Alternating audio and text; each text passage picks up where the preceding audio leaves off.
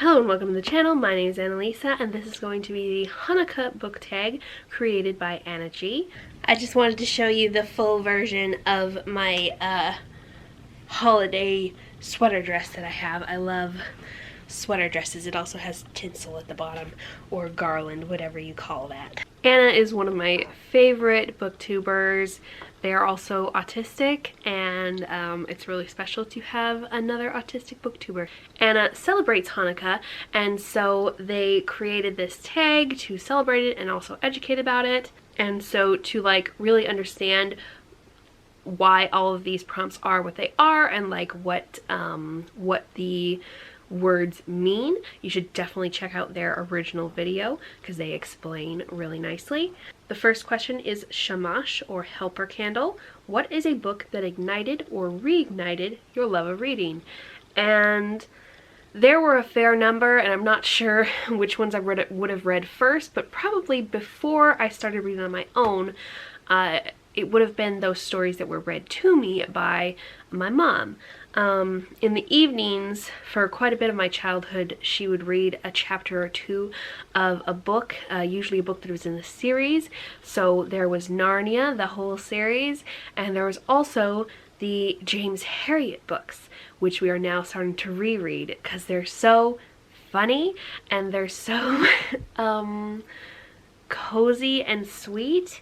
So it's quite a nice thing to start rereading around the holiday season. So the James Herriot series is about a vet in England, 1930s to 40s, just before and through and a little bit after the Second World War. And it involves that a little bit because Herriot goes off to war. I think he's a pilot, but a lot of it is about his actual veterinary practice. And the author, it's mainly based on a lot of his own experience. He just changed the names and things. But the way he describes his interactions with farmers and how ridiculous and illogical animals can be and people, and how even though you've gone to school and you've done something 100 times, it can be different with this one animal. And just the hilarious nature of people and animals is just really enjoyable to read about, and it definitely helped ignite my joy for experiencing other places and people that I never could myself, while also having the familiarity of stories about animals that I grew up around. I've always had a cat and have often had a horse and sometimes cows, sometimes sheep. Number 2 is Menorah. What is a trope or theme you return to again and again? Oh, I wrote down my answers. Found family is, if I read a book that doesn't include found family, it's gonna probably be a disappointment. I hardly ever read a book that doesn't include found family. Basically because I think a lot of authors also really like that, and readers, so like more people are likely to like it and recommend it if it has found family, and I think a lot of authors really enjoy that aspect as well. So they put it in a lot of their books. There are a lot of other tropes I've talked about that I love, but one that I like to find in any book I read is animal companion. It could be a familiar, a magical animal, or a mystical creature like a dragon or a unicorn, or it could be just a plain old regular animal like a cat or a dog or a horse. I love seeing people interact with animals in stories, especially ones they have long-term bonds with. I really enjoy that a lot. Number 3, Dreidel. What's a memorable or favorite bookish quote? And I got out my notebook of quotes for this, which doesn't have a large number of quotes in it, but the ones that are in there are awesome. And my 2 top favorites are the first ones that I wrote down, and those are both from the Amelia Peabody series, which I need to start reading again because it's friggin' hilarious. The sense of humor is right up my alley, and it's also very pro platonic relationships, and that's what I love about this quote. This is something that Evelyn, a main character from the first book, says to Amelia Peabody.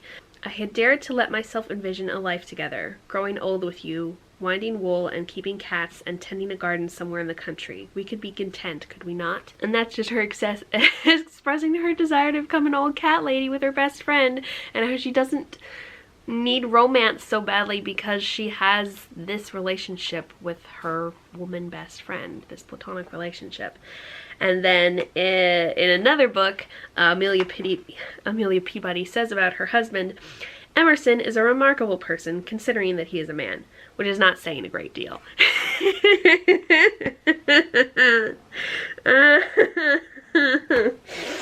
And I really enjoyed that. There are other more emotional quotes, but I haven't written them down, so I can't call them to mind very quickly. But a lot of stuff from the Del Toro series, the way that Emily Rada writes is just so gorgeous. A lot of those lines are like deep, epic lines that I remember and love and get really nostalgic about whenever I reread it. Number 4, Maccabees. What is a book that rocked your world and spurred you on towards social justice? Most recently, well, probably not most recently, but relatively recently, reading White Rage was super enlightening, and definitely made me feel passionate about social justice. Before that, I read That's What She Said, which is all about women in the workplace and how workplaces and entire countries work better when women are in leadership, and when their ideas are listened to, and that made me passionate about women's rights and getting women more involved in every aspect of running things. And when I was a kid, I read the Alana series, Song of the Lioness by Tamora Pierce, and that has a lot of stuff about social justice. Even though it is fiction, fantasy, it's a lot about women's rights, but also there's stuff about class, and there's actually a whole series about colonialism and throwing off colonialism, which is the Tricksters series, Trickster's Choice and Trickster's Queen. I read the Alana series when I was fairly young, like 10 or so, and that made me feel passionate about wanting people to see everyone as equal. Number 5 is Sufganiot, which is apparently a jelly donut. What stories feel especially warm and cozy to you right now? And I am wanting to read more middle grade because I just had a really good experience with 2 middle grades, Ophi's Ghosts and Healer of the Water Monster. They were just so enjoyable, especially Ophi's Ghosts, and made me feel really cozy even though there were ghosts in the book and it's kind of creepy. And I've just now also read another middle grade book that I got at a library sale, and really enjoyed it. It was so cozy, and oh, I love I love that age range so much, so I want to read a bunch more of those. Fortunately, at my recent library haul, I actually found a lot of middle grade books that are either standalones or the first book in a series, whereas before a lot of ones that I've gotten that way have been like the second or third in a series, so it's harder to just pick them up and start reading. So I have several that are on standby and I can just read whenever I want, and so I'm really excited to do a bit more of that soon. Number 6, Lat Keys. What is a book that has carried you through hard times? I have had a bad bout with depression this year, and so I started rereading old favorites, and some of those are the In Death books by J.D. Robb. There's a lot of found family in that series, so I enjoy that a lot, and it makes me feel all the warm and fuzzies. And it's also set in a future that is still capitalist, which I'm hoping we may not be using anymore by the 2060s, but has made a lot of progress in other ways. And so it makes me feel a little bit more hopeful for the future, and kind of helps me avoid thinking about the fact that we're steamrolling towards societal collapse. And also I've been rereading romances, and and those tend to help a lot because they are full of mushy feelings, and some of them are chock full of found family as well. Number 7, Gelt. What's a book you're constantly recommending / giving away, or alternatively, what's a bookish gift that you treasure? What did I write down? Oh, yes. I'm always wanting more people to read Wild Beauty. I recommended it to my book club, and I talk about it in tags a fair amount. It's by Anna Marie McLemore, and it also makes me feel cozy. I guess plant magic tends to do that, even if there are creepy overtones to a book.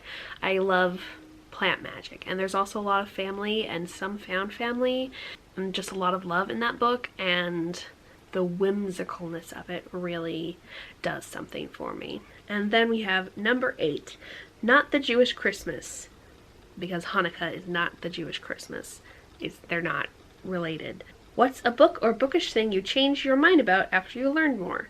And there are a number of books, but the one that jumped to my mind because I was mentally looking at these shelves here is, it's back there, Persuasion, because when I heard it was all about a woman who had turned down a marriage proposal because her aunt told her to, I thought I didn't want to read about someone like that who just did what someone had told her to. But when I actually read it, it turned out to be a favorite book of mine. Not as much as Pride and Prejudice, but it's really up there. For one, there's a big difference between who the main character was when she followed her aunt's advice and current day, because a lot of time has passed and she has changed her priorities. That book just gives me really good feelings. I'm not usually a person for second chance romances either, but that one just does it for me. So that is the tag. I would love to see anybody else's answers to these questions. So I hope that anyone who feels like it would do this tag. You don't have to be Jewish to do it. I would love to know in the comments if you remember being read to as a child, and what particular books you enjoyed having read to you as opposed to reading for yourself. Thank you so much for watching, and I'll see you in the next video. Bye!